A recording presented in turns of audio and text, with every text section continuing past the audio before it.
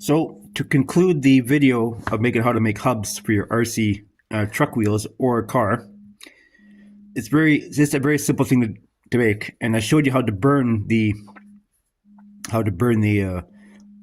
bolt into here using the drill press. You can use a milling machine too. Actually, the milling machine is a little more accurate. You get a little more perfect.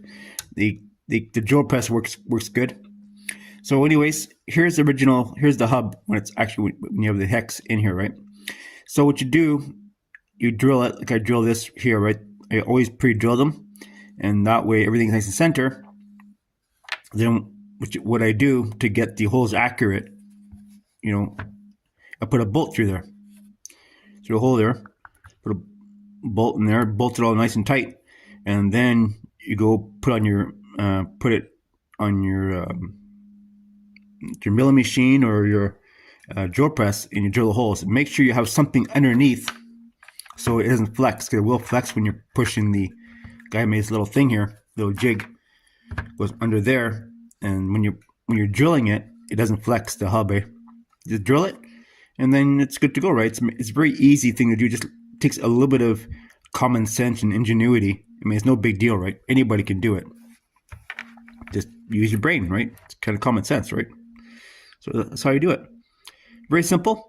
I mean, like I said before, guys who have 3D printers, this is no problem, right?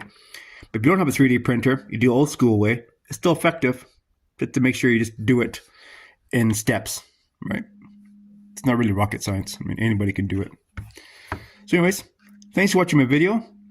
If you have any questions or anything you want to add about, or if you have any questions and such about making hubs and such, or doing any kind of modifications to RCs, post in the comments below.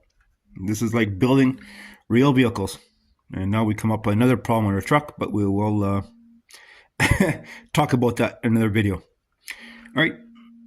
Thanks for watching, people.